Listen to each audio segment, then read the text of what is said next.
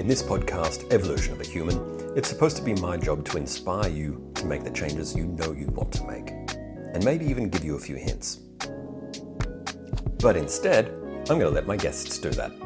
Learn from their stories and the obstacles that they've overcome to be who they are today.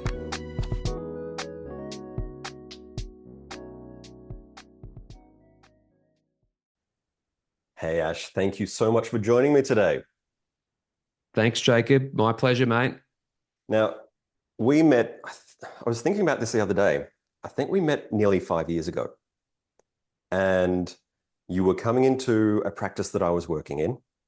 And then I came into the gym that you were managing, and you had just moved back to Ballarat. Clearly, you'd been on a journey before that, but in the 5 years that I've known you, you have changed so much. You've been on quite a journey. So let's start with the end. Let's start with who Ash is now. Tell us all about you.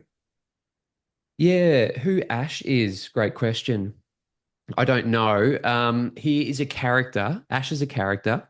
Um, so Ash grew up here in Ballarat, and yeah, I went through a standard childhood with challenges like everyone else, and I ended up living with depression for a long time.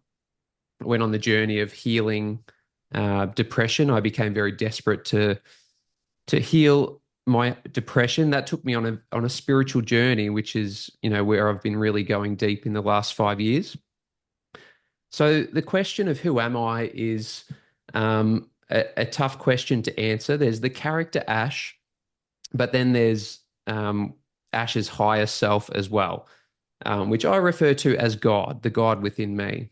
I don't believe that I am separate from God. I believe that God is, or I don't believe, I know that God is within me. So who am I? I'm my higher self, but there's also this character Ash, and there's this higher self and lower self dynamic that makes up my totality. So you're playing a role. You're playing a character down here. I'm playing a character, yeah, for sure. So 5 years ago, you were managing a gym. You had just moved back to Ballarat. Who was Ash then? Who was Yeah, that so version? the character of Ash, yeah, different version of me, very different version of me. Back then, Ash was very much stuck in his lower mind, the egoic mind, the wounded self. The inner child was running the show back then. So I was very much in fear around that time. I had spent about a decade, little bit more than a decade, working as a personal trainer, yoga teacher, and nutrition coach in Melbourne. And we decided as a family, my wife and kids, to move back to Ballarat. Uh, we weren't. It was, the cost of living was a lot higher in Melbourne at the time. We were struggling to keep up financially week to week, so we made the decision to come back to Ballarat. And there was a lot of fear energy for me around that time, having young children, worrying about providing for my family caused me a lot of fear and stress. And so, yeah, when I moved back to Ballarat, I was very much rooted in fear and limitation and scarcity mindset, and very afraid of the world back then. And I was trying to prove myself. I was lacking love, a level of, unconditional love that I knew was possible in this stressful world. It's hard for people to express unconditional love because people are so busy, even the people that you love the most. And so I had a void that I was trying to fill, and I thought that I could fill it by finding a job, which I found at the time managing a gym in Ballarat. And that's when we sort of connected around that time. And yeah, I was trying to force myself into some sort of success, that was accepted by society. And I was just craving love, really. And so that's what I was doing back then.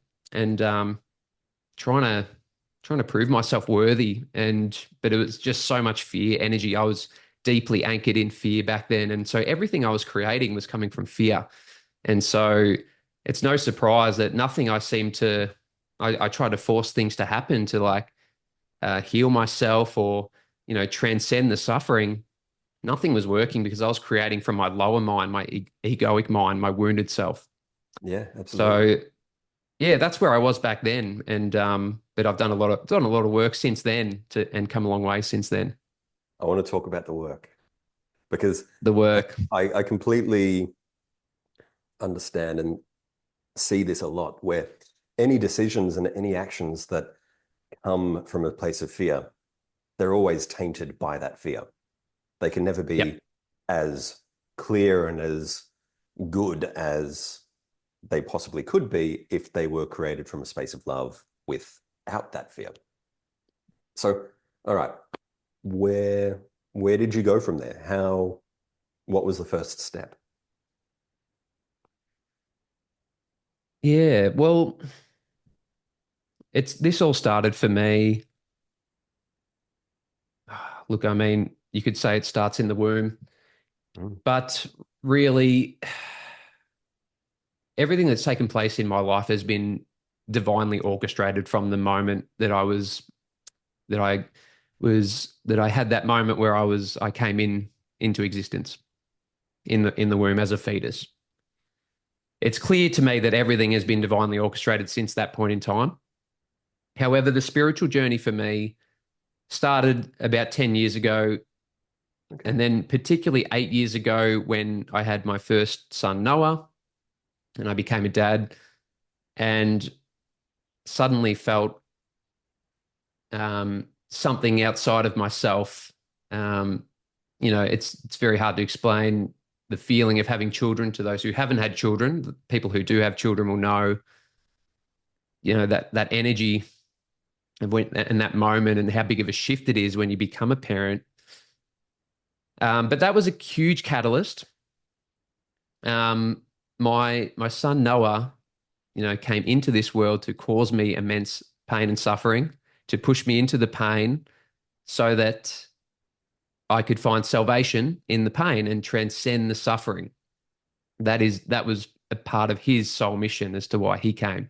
And then 5 years later, we had another child, Hamish. So we've got Noah and Hamish now, two boys, age 8 and 5. And yeah, so as time went on, you know, I was suffering depression and I just kept getting more and more desperate to heal myself.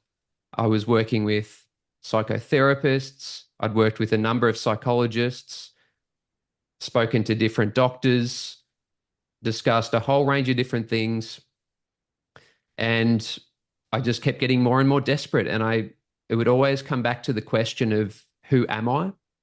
Yeah. Just not having an understanding of who I was. And so my journey of the inner work just started with that question, who am I? And I just kept asking it over and over again in deep meditation.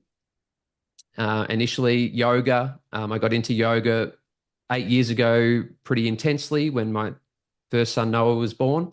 Mm. That was the beginning. The yoga really took me deep and provided a beautiful foundation uh, for my evolution, I guess you could say, for the healing to take place. And yeah, I just kept going deeper. Plant medicines and mushroom medicines came into my world. They started speaking to me, after I'd been on a ceremony with Mother Ayahuasca maybe 6 or 7 years ago. Yeah. And the plant kingdom, the mushroom kingdom started to speak to me. Those energies came in and started to be a support group. They became part of my support team. And then it just I just kept going deeper and deeper into my spiritual practice, meditation, yoga, combining it with plant medicines, mushroom medicines. And I started having mystical experiences, you know, interacting with spiritual beings and deities and gods like Yeshua and Mary Magdalene and Krishna and the Buddha, and Thoth and beings of this nature. I would have apparitions and experiences with these divine beings.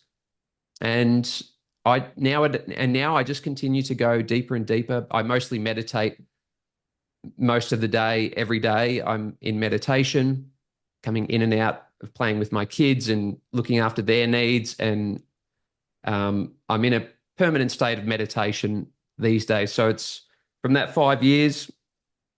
Yeah, I just followed my intuition the whole way, and Yeah. I backed myself, and I just went all in because I'd experienced so much pain in this life. I was ready to transcend it. It was just the pain had got to the point where the universe had turned it up so much that I had no choice but to just let go and surrender to my higher self, knowing that's God, my higher self. I could surrender to that and let go. And things started to change pretty quickly when I started to let go. The more I let go, and I realized that, you know, the more you let go, the more space you create, and the more uh, positive energy you invite in. You Yeah. anchor yourself more deeply in the love, the abundance, the unity consciousness, and pretty soon those neural pathways start to build, and it just rewire yourself, your mind, and you anchor yourself in the higher mind over the lower mind. So that's been my journey from the lower mind to the higher mind. To put it Mm. simply, you could say that from the head to the heart. And it was yoga that started it. That was the first step you took. That was the first mindfulness exercise or practice that you had. Is that right? Yeah. So, probably 15 years ago, I was an athlete involved with football at the time in the VFL in Melbourne, and I was trying to become the best athlete I could. And I remember I purchased a yoga book. This was 15 years ago, and I was studying breathing and basic yoga postures and just general alignment. And I was studying that. And I just had this knowing at the time. I found this book. I'd searched it online. It was called Yoga for Athletic Performance, and I've still got it in my library. But that was the book that really got me into yoga and the breathing. And I just knew that yes, breathing's very powerful, especially for an athlete. I was an aerobic athlete. I needed to run a lot. So I needed that aerobic capacity. And I just had this knowing that there was something to yoga, and it was the breath that drew me in, and then also the postures. I used to do these postures every day, and they were great. They make me feel amazing. And I just thought it was for athletic performance in the beginning. I thought, oh, this might help me, become a great athlete. And then as I got deeper into yoga, I initially resisted the spiritual side for a long time of yoga. I was like, no, I don't want anything to do with spiritual side. Like, yuck, like, no, Don't need like, that.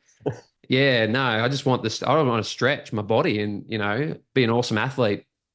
So, but then, yeah, when I had Noah and became a dad, it really hit home, and the spiritual side started to resonate with me. I found an amazing teacher, Dustin Brown from Warrior One Yoga in Brighton. He's over in California now, films for Apple TV over there, Apple Fitness. But he was an amazing dude. He was like an awesome mentor at the time. I used to go to his classes 6 times a week for like a period of like 9 months, 12 months. Yeah. And I was just like, oh, I'm hooked on this shit. This is amazing. And I just, the energy was so beautiful. And Dustin was just a beautiful man, like great energy. The whole studio had great energy. And I was just excited about yoga. It was like my Mm. soul just knew that I'd found my medicine. And it was, my soul knew Yeah. yoga is my medicine. Like, and then I just allowed myself to become yoga. Like, I practiced yoga for a long time. I actually used yoga for many years to spiritually bypass, like a lot of people do. Yep, we've been And there. yeah, yeah. And then I realized no, just so I don't do much physical yoga. I barely do any physical practice of Yeah. yoga now. It's like I'm meditating all day, just in stillness, just Yeah. yeah, that so like you sort of get to a point where you transcend the physical postures of yoga. And I still do a few every now and then, but like I just, It's I more don't about need movement for to. you, Yeah, which like even just one interestingly, pose a day, just have a bit of a stretch can be enough.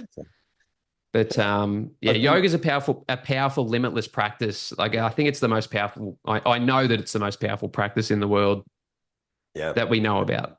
And I've been told that the physical aspect of yoga was actually only created 100 or 200 years ago. And before Yeah, that, that's it true. was the mental and the spiritual aspect, and Yeah. the physical aspect was brought in pretty much to give the ego something to focus on while the spiritual is working in the background, which Yeah. I love. But that physical aspect is a great way of getting into this space, because it's a great way of controlling your energy and taking away all of the crap that might be happening out there. And it gives you the chance to just go, all right, who am I? And focus on the self without the self in the world. Mm. So it makes sense that that was almost like the first stepping stone into a very, very deep lake. Yeah, I would say, it can be a stepping stone, but also I would say I don't think it needs to be. Mm. I think people could just bypass that altogether and like go straight to Yeah, unity consciousness. yeah, You absolutely. don't have to use yoga as a stepping stone. I think that's a limitation program of the Mm. unawakened mind. Mm. I think the awakened mind sees no limitation, so it can go anywhere, Yeah. Let's talk is about how how you I got see it. to the unlimited mind. So you mentioned that you did an ayahuasca ceremony around 7 years ago. You want to Yep. tell me all about that? Yeah, that was an amazing experience. Yeah, so yeah, it was about 7 years ago now. It was after I had my son Noah, and I was struggling a lot with depression. And I could hear this whisper on the wind of like this plant medicine just speaking to me. And I'd met a mentor who had worked with this plant, this sacred teacher plant medicine. And she she is so beautiful, Mother Ayahuasca, like so divine, so feminine, so loving, so giving, so kind, so compassionate. Just the divine feminine embodied is this medicine of the earth. Um, so I could just hear her whispers on the wind, and I was just in love with her energy. And so the opportunity came up to sit in ceremony with her. And yeah, I just knew, the opportunity just presented out of nowhere, and it just happened. And I was nervous and I was fearful, but my soul just knew, and just went fully into it. And I trusted this mentor I was working with and the shaman, and it all lined up, and that lifted the veil for me for the very first time. I had never seen behind the veil before that. Um, so it changed the way that I look at the world completely, because now I could see that there was more than just the physical. There was the metaphysical behind that. So that was so interesting and such a big shift and such a quantum leap and a timeline shift.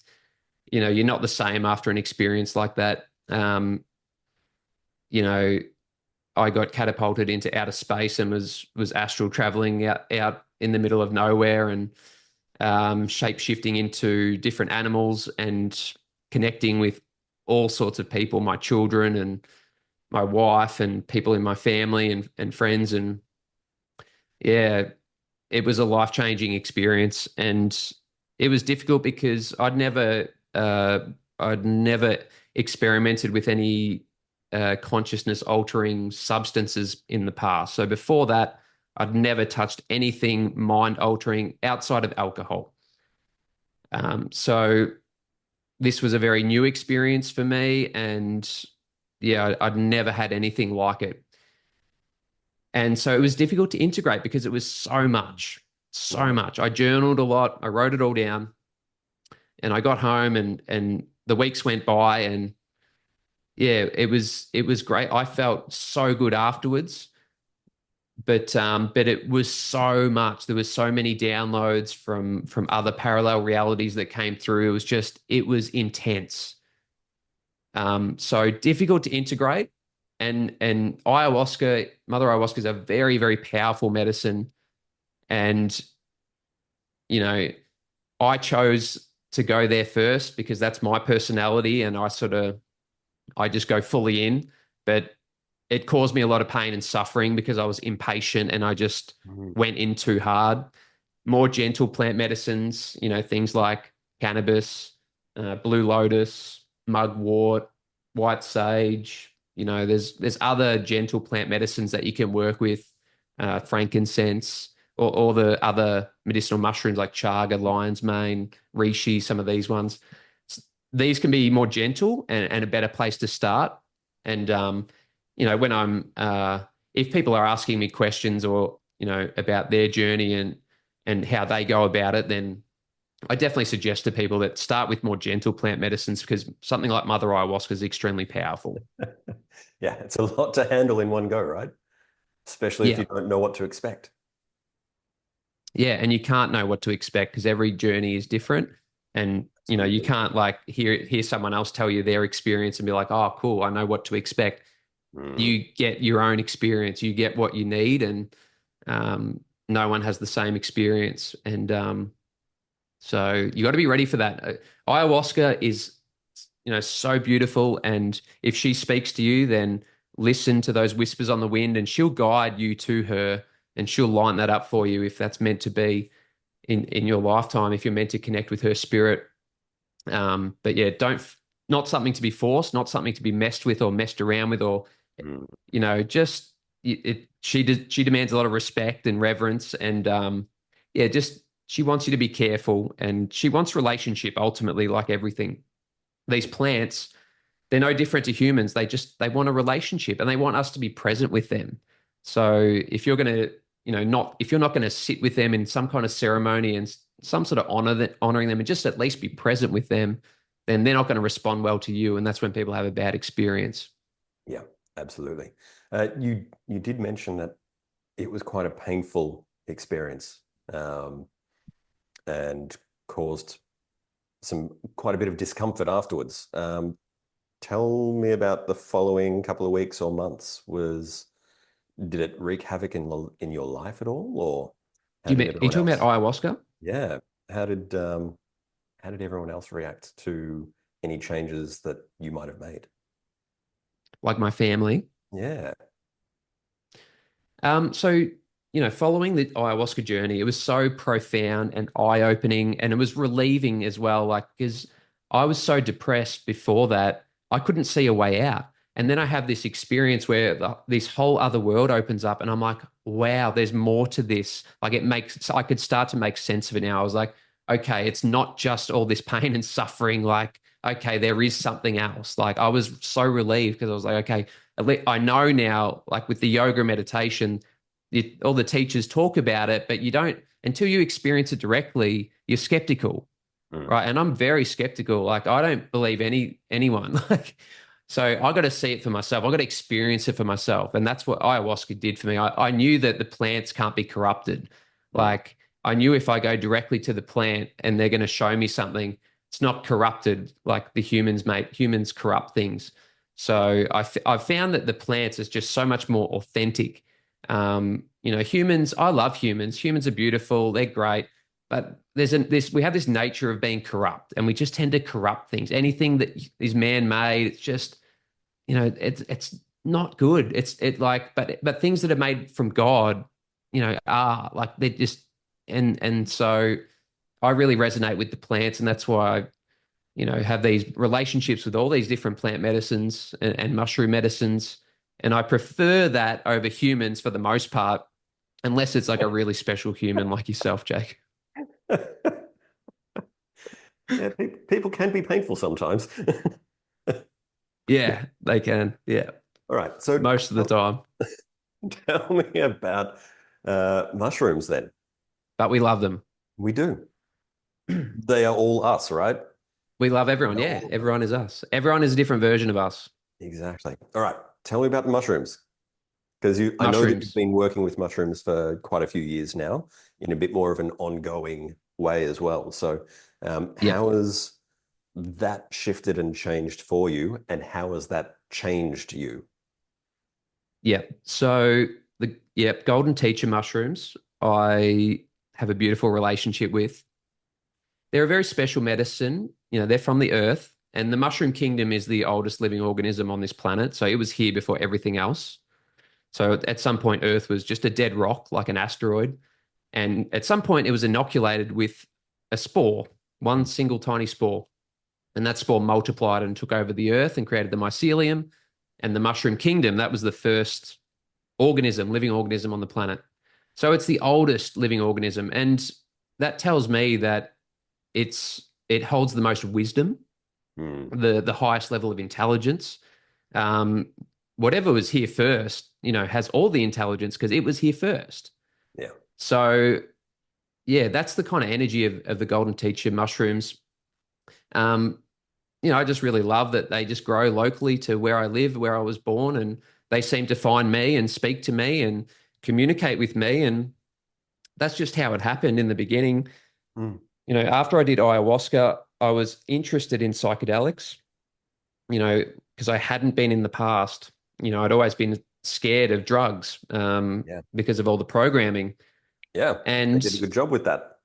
oh yeah, they did a great job. So yeah, thank you to those guys for pushing me into my pain and helping me to awaken.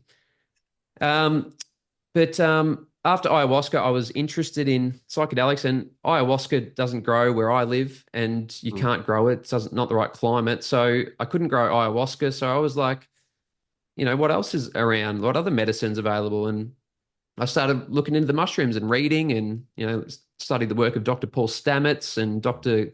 Kane Barlow, who's a mycologist in Australia, and I just started studying mycology, and I just got really interested, and I started going out for walks and just letting the mushrooms speak to me, and I found some other people who knew a bit more about them as well and helped me identify the right ones and things like that, and I felt confident enough to well, I actually found a shaman, a local shaman, who held me in a few ceremonies. So I did a few Yeah. mushroom ceremonies with a private shaman who held the space for me. Yeah. And that was a really great experience. But the mushrooms were speaking to me. So I let them speak to me, and I started just picking my own and just eating them myself and having really beautiful, deep experiences where I would just meditate for the whole day.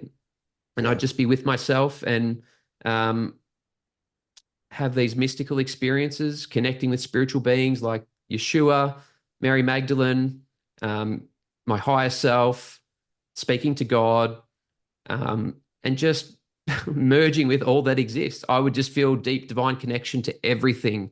And I would understand that everything is in me and that I am everything and that I'm not separate from anything. And I could literally feel the neural pathways growing in my brain, all this like mycelium, like just like electricity. Yeah. I could like feel my DNA being upgraded as I meditated deeper and deeper. And really, I was just, it reminds me of that passage in the Bible, that be still and know that you are God. Like that's really all I was doing, was just being still and just knowing that I am God. God is within me. It's not separate. I'm the creator, and I create my reality. I create this universe and all the creations within it. And yeah, so I started to step into that energy, the energy of the creator, and I started trusting my higher self a lot more. And I was able to, the fear programming is very strong, the brainwashing, the Yeah. conditioning, you know, if you go through school and just the world in general, like you're heavily programmed, you have to reprogram the subconscious mind. But the mushrooms just really kept, I just noticed over time, and I just did it intuitively. I just noticed that the more I worked with them, the more energy I put into the relationship with the Golden Teacher mushrooms, the more deeply anchored I became in my higher self, knowing myself as God, the creator.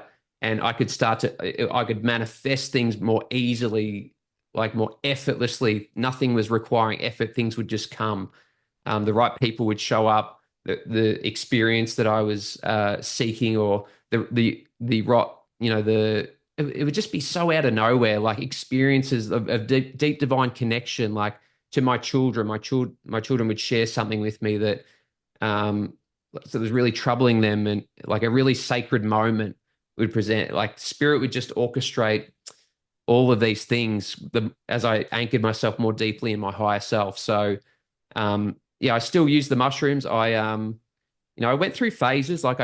When I first found the mushrooms, I found that a lot of them found me. So I had quite a lot I was eating, and I was eating them regularly every week. Like once a week, I'd sit in ceremony with them. And I've done several hundred ceremonies with them now. I've gotten to know them very well, very intimately. Beautiful. I have a beautiful, loving, conscious relationship with this medicine. Yeah. And yeah, so it's been a beautiful journey, and I continue to work with them, macrodosing and microdosing. Like, you know, I'll do a bigger dose whenever the medicine will just speak to me and say, today's a good day to connect with the medicine and to come and meditate and go deep, do some of the inner work, transmute any energy that's coming up at the moment, transmute it from dark into light. Um, yeah, I find it really helps with like alchemizing the dark energies into Yeah. lighter energies, transmuting energy from that altered state of consciousness, because you're in that God consciousness. So it's just the alchemy process feels effortless. Cool. And I really like microdosing as well. So macrodosing, having a big experience, and then I like to have a day off the next day. But then often the medicine will just speak to me the day after, and I'll have a microdose, and that helps me integrate the experience. So you just Yeah. feel the Perfect. edge of the medicine a little bit, and sort of it just helps with the remembering, just drawing down, Yeah. because when you're having a medicine journey, you're accessing all the parallel realities, the infinite parallel realities that exist around there, all the infinite versions of yourself, and you can download them all into this timeline. And so it can be very overwhelming. And, I make a lot of notes. Like often I'll have my journal very close by and I'm making notes. Um, but so much can come through at once. So you've got to be careful not to have too much of a dosage, not too high of a Yeah. dosage, Yeah. because otherwise you just have too much to integrate. Like with my ayahuasca experience, there was so much to integrate. I made life really difficult for myself for the next 4 or 5 years. Okay. Um, I made my life difficult when I didn't have to, Okay. because I was so desperate. I was acting out of fear. So I created that creation from the lower mind. But so yeah, definitely, starting microdosing is a great way to start with mushroom medicine, plant medicine. I recommend that to anyone who's interested. I say let the medicine speak to you first, meditate with Mhm. the medicine before you even purchase it. Just have it in your mind, just connect with it. Just meditate on the medicine for a couple of weeks, let it speak to you, because it's all frequency and energy and vibration. Yeah. You don't actually even need to consume the medicine for it to heal. Most people don't believe that, so it doesn't work. Because if you don't believe it, it's not you're gonna placebo yourself. You're gonna convince yourself that it isn't gonna work. But the medicine is just energy. We are just energy, and we are not separate from the medicine, because we are the medicine. And that's the title of my book. Or my title of my book is Becoming the Medicine, because that's Yeah. been my journey to becoming the medicine. Initially, I thought the medicine was outside of me, and I needed it to help me heal. And I used it, and I placeboed myself. I convinced myself for a while that the plant medicine had healed my depression. But I had to heal my depression. I had to remember that I was the medicine. The medicine wasn't separate from me. Yeah. And that was a powerful shift. That was a quantum leap. That's a huge shift to realize that everything is within you, including your cure and your disease, and all of the aspects are just part of you. Yeah. And it comes down to a choice Yeah. and a Yeah. belief And what I would say and on that is, breaking those links that hold us back. yeah, we have so many limitations, all this limitation programming that we're exposed to through school and when we go to work and just in the world. Um, yeah, we have to. Well, we don't have to, but it's up to us to break free Yeah. from all of that limitation programming, because we are limitless beings. We are bound by nothing. We are the God source creator. We are the universe. The Yeah. universe is within us. So nothing is off limits for us. We are divine, spiritual, energetic beings. So any sort of limitation programming, um, there's an opportunity to transcend beyond it. Yeah. Any limitations are ourselves And holding ourselves limitations are illusions. They're not completely. real. So, all right. I really want to talk about this. You said that through your meditations, you've been connecting with Yeshua and Mary Magdalene and Mm, these other deities. yep. Can you tell me a little bit about that experience? Yeah, absolutely. And I covered this in my book, Becoming the Medicine, which is available as an audiobook Yeah. on my podcast, which is Divine Alchemy with Ash. So you can Perfect. listen to the I'll link the to that. book there for free, and it's just a short book. It's like goes for an hour and 15 minutes, but um, yeah, that it's a beautiful story, right? So I grew up non-religious. Mhm. Um, Apart from going to church, like when someone in the family died, apparently my mum, when I was a little boy, like maybe 3 or 4, apparently she took us to church a couple of times. And I did get baptized at a church in Ballarat. Mhm. And we went along a couple of times like my mum took me along when I was 3 or 4 years old. But then we stopped going, and it wasn't something. My family wasn't religious. We weren't a religious family, but they wanted to baptize me, right? Yep. So I grew up no religion my whole life, no interest in religion. I didn't know who Jesus was, really. I'd heard of him, obviously, like everyone's heard of Jesus, right? But I knew nothing about Jesus, right? Um, into my adulthood, I knew nothing about religion, nothing. I had no interest. And then in a powerful mushroom ceremony one day, I had a vision, an apparition, and it was I knew it was Jesus, right? I didn't his real name is Yeshua, but I didn't know that at the time. I saw Jesus, right? But I didn't just see one Jesus. I saw about 100. It was like a reflection, right? Yeah. 100 reflections of Jesus, the face of Jesus. And I knew it was Jesus, even though I didn't know anything about Jesus. Like I just knew it was him. And so I journaled that, and I didn't think anything too much of it. Apart from that, I just thought, oh, you have these sort of strange visions in your mushroom ceremonies sometimes. I don't know what they mean. Sometimes you see sacred geometrical patterns, and Mm. at the time I didn't really know what that was. Now I understand that that's the quantum field that you can see. That's the pure potential, the energy, the source code. That's the algorithm for life. But yeah, so Jesus showed up in that deep meditation in a mushroom ceremony. And then a couple of things followed after that. We went to England probably a month later, and I was riding my bike in the English countryside one day. So I was staying in England with my wife and her parents and my children. We were having a little family holiday there. My wife's parents are from England. So a little family holiday in England, and it's a quiet holiday. We're there for a few weeks. But I've got a push bike and I go for a ride out the English countryside on a sunny summer day. And my wife says, "Oh, you should go up this way tomorrow to a place called White Waltham." And she's like, "It's beautiful. Like, um, go for a bike ride up there." And so I do. And it's a sunny summer day in England and beautiful green countryside. I'm going up this country lane and I see a sign that says St. Mary's, and it has points to the left. And it intrigues me because at this point I have a intimate relationship with cannabis. It's like this sacred plant medicine, and cannabis has changed my life at this point. Helped me to it's helped me to feel love, and it's helped me to heal in a powerful way, and it's helped me to remember who I was. So I've got this beautiful relationship with cannabis, which in Portuguese they call cannabis Santa Maria or Saint Mary for short. Okay. Yeah. So I see this sign, St. Mary, and I'm like, there's something down here for me. And I didn't know what it was. I couldn't see anything. I go down, follow the sign down St. Mary's, right? Beautiful church presents out of nowhere. Oh, it takes my breath away. I walk around the church, the building. I'm like, I've never been interested in a church. Like, and suddenly this church is like speaking to me. And so I walk around and it's a Sunday, okay? And it's like 9 a.m. And I see that there's a service at 10 a.m. And I'm like, cool, I'm going to come back for the service.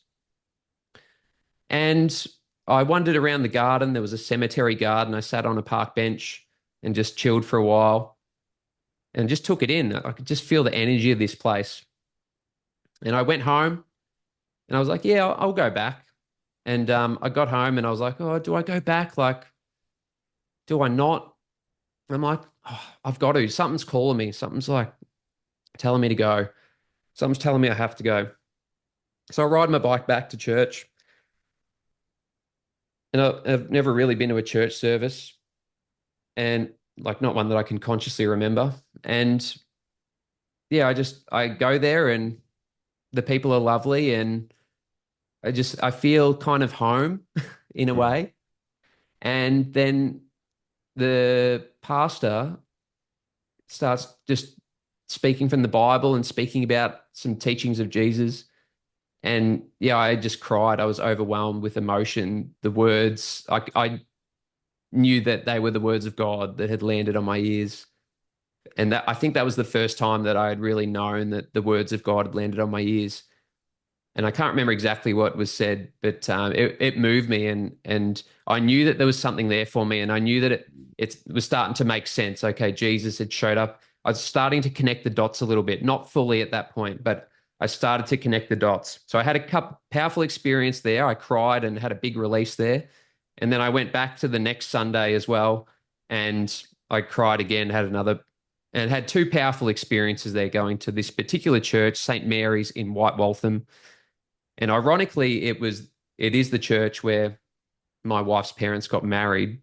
Oh, wow. And on the second time I visited there, that second experience I had, it was 50 years to the date that they got married in that church. Oh, wow. So a lot of synchronicity sort of lined up, and there's a lot of energy around just me being there. And also, I didn't want to go to England. I have always resisted going to England. I've never enjoyed going over there for those family trips. It's just not hasn't been fun in the past. But this was the trip where I surrendered and I said, okay, just spirit, I married this English girl. You made me fall in love with her. This is the experience that I chose. I'm going to trust you, and I'm going to, like, my wife needs this for her mental health. Let's do it. And I trust that there'll be something there for me. And this was it, this beautiful church that awakened me to Jesus, or as I now know him, Yeshua. And that was the catalyst. But then there was one more thing that confirmed it. I got back from England, and I felt called to book in for an Akashic record reading with a Yeah. lady who I'd seen. I'd seen her pamphlet. I didn't know this lady. I'd seen her pamphlet at Soul Barn, and I saw Akashic record reading, and I'd never had one. And I knew that there was something there for me. I booked it in, and she started giving me a reading. I was laying on the bed. She's giving me a reading, and she starts talking about Jesus. And I've got, like, she doesn't know me. Like, I'm nobody. Like, she has no information on me. Like, and this Jesus thing is a new thing. And she starts telling me about a past life that I had with Jesus in a cave, where he was instilling some teachings and sharing some teachings with me. There was a fire in the middle of the cave, and there was a glass crystal prism Mm.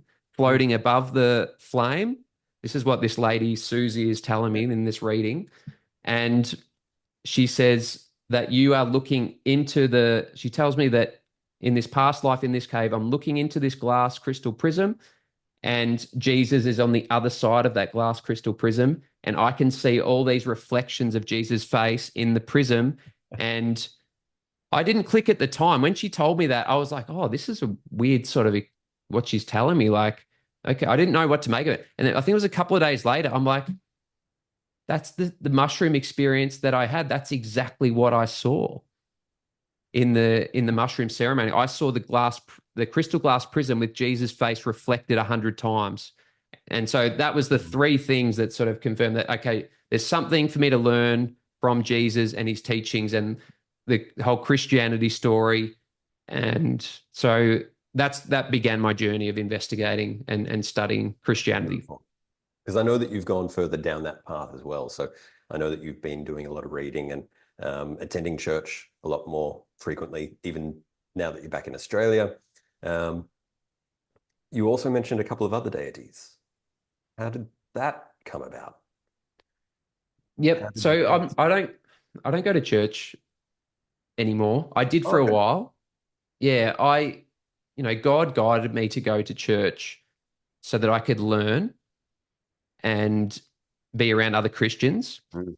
and see everything for what it is. And I loved going to church. I loved the music. I thought it was great at the time. I was having great experiences. I would go to church and cry a lot.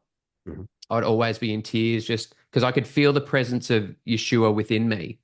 Mm. Um, and Mary Magdalene and Mother Mary, like I could feel all these deities within me. So I was going to church and I was really into it. And I was like, oh, for like quite a few months, I thought I've found like my tribe here. Like I did. Like I was like, Mm. I found what I was looking for, this void. This is it. And I got really excited. And I kept learning about the teachings of Jesus, and church was great for that. Like I learned so much about um, yeah, I learned so much. I was obviously exposed to some limitation programming as well, but I think because of my yoga meditation foundation and the level of inner knowing that I had already, Mm.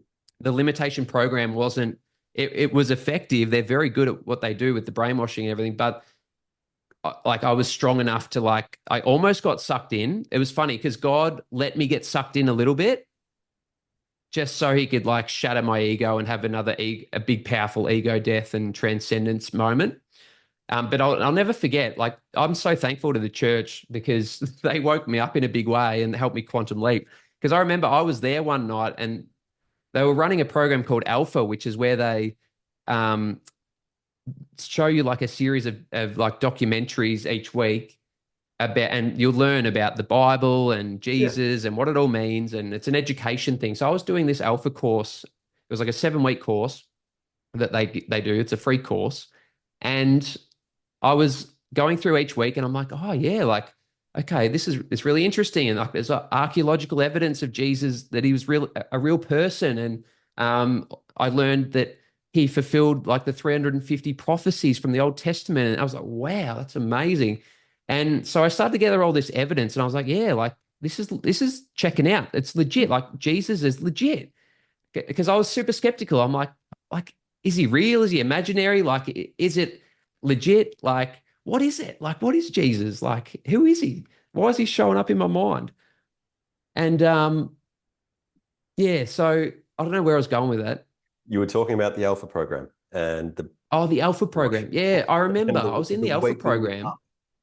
Yeah, I was in the Alpha program, and I just had a moment like where I think I put together that like, okay, there's archaeological evidence that he's got a tomb and everything, and like, and then there's like they were explaining how the Bible came about. It's written by like 600 different people over like 300 years, and I just everything I'd heard, I was like, yeah, this is real, you know. And when I say real, like I understand everything's an illusion, but like But it's in real a in the physical sense timeline. that yeah, really, it's paradoxical, but yeah, I understood it to be real. And I had the moment where I was in church that night doing this, and I had the realization that Jesus was me. Yep. And it was a powerful moment. I still remember it. I was like, it was instant inner peace. And I was like, I knew that he was within me, that like that I wasn't separate. Like, and I felt incredibly powerful, but peaceful. And just, I felt the unconditional love, the unity consciousness. But I had the awareness, and my lower mind wanted to like go and tell people and be like, oh, guys, like I just realized, like, but that my higher self was like, Ash, just keep this to yourself. I'm not sure how these Christians are going to take it. I think that I just had a feeling I'm like, they're going to shut me down if I go to them and say, hey guys, I think that I'm Jesus. They're going to be like, okay, we need to have a chat. The wrong crowd for that, which is weird because it should be the right crowd. Yeah, so my experience with the church was so funny and comical and beautiful at the same time. Like I love the Christians so much. Like I met some really beautiful Christians, and I don't see them anymore, but they're on their own journey, and it's beautiful to watch from a distance. Like just look, we're all on a beautiful journey. Christians, they make it really hard for themselves. Um, They but can do. They can do. Absolutely. yes, it's all interesting. So was it at that moment that you went, oh, I actually don't need to be here? I I got the church right wherever I am. No, I kept going for a bit. Yeah. So I still needed to learn more. I Mhm. still wasn't, I just still didn't understand it fully. I knew that like Jesus was within me, but it still felt good to like go to church and like sing along and yeah, I was still figuring it out. So, Yeah. the energy of church felt good. The church I was going to was a beautiful church, and lots of beautiful people there. So, um, yeah, it was, I look back on it fondly. Um, yeah, it taught me so much, and it's not, there's some dark stuff that goes on there, but yeah, sometimes the dark can be beautiful as well. I think I think a lot of people shy away Yeah. from church, like especially spiritual people, and I think they're bypassing because there's messages everywhere, and if you're dodging the dark, you're not going to see those messages that are in the dark that are illuminated there to see. You just have to dive in it. It's like diving into the deep ocean, and you get those fish that are like they glow. Yeah, Like, exactly. It's all part of yeah, the experience, right? Like I know that um, one of the arguments against God is if God was real, there wouldn't be so much suffering in the world. mm, But it's part of the experience. yeah, It is everything. We are spiritual beings having a human experience, and we are here to experience all aspects of existence, not just the pleasure, right? yep, we are. And I know that if God took the suffering away, that we'd be begging for it to come back. Oh, 100%. I've mentioned this in another podcast, but I'm going to mention it in this one as well. Um, a book called The Wheel of Time that's been turned into an Amazon series and all that sort of thing. In one of the books, the villain, the dark god, whatever it is, shows the main character a version of hell. And it is the real world where no one trusts anyone, no one is trustworthy, everyone is out for number one. They will betray you for the hat on your head. It's bloody, it's gory, it's horrible. He also shows him the world without any evil, without any darkness. And everyone's walking around like zombies. It's all peaceful, it's all love, Mm, but there's no tension, which means that it's like to someone who comes from a world where we have good, evil, you know, bad, we've got pleasure, we've got all aspects of existence. mm. Going into just good is boring. Yeah, we're not going to evolve if there's no resistance. No. So the pain and the suffering is the resistance that helps Yeah. us evolve to our highest level and Yeah. understand ourselves in totality. We need that tension. Otherwise, there's nothing. Yep, no tension, no growth. I was a personal trainer for a long time, and a big thing that we would always say is time under tension. If you want to Yeah. get stronger, if you want your muscles to get stronger, you got to put them under tension and have time under tension. The more time under tension, the more the muscle fibers will tear and become damaged so that they can regrow and grow bigger and stronger. Perfect. Beautiful, Ash. Any any parting words? Oh, not really. No, I think everyone's on their own perfect journey and everyone's doing a perfect job on that. And so Carry just on. keep carry on, carry on. Exactly. All right. Where can people find you best if they want to follow you? Yep, www.divinealchemyyoga.org. So jump on there and you can check out my podcast on there. There's YouTube, TikTok, Instagram, and Facebook. So you can follow me along there. I'm doing a lot of content, short form content. little downloads that come through in meditation. I like to film them and share them. So I'm quite busy on TikTok and those kind of things. Just sharing little insights that I find helpful. Really, the way that I live my life, I'm just creating beautiful things. And when I do these little videos, it's a little creation, something that I like doing. It's like a little artwork. And really, I'm speaking to myself in those videos, and I'll get things that download to my mind that help me remember my true essence, my divinity. And so I speak to myself in those videos, and then I share them with others, and knowing that there are no others, that there are just different versions of me out there. So of course, it's going to resonate. If it resonates for my soul, it's going to resonate for other souls. Yeah. Because we are all one. So Perfect. Beautifully put. Thank you so much for joining me today, Ash. my pleasure, mate. Thanks for listening or watching. Make sure you subscribe, and I'd love it if you left a review. Any links that we might have mentioned through the show are right here in the show notes. Now, as always, be open to change. It's coming for you anyway. Face your fears instead of suppressing them. And finally, say yes to more things than you say no to. Now, if you want to jump across on Instagram, that's where you'll find out all the ways that you can work with me.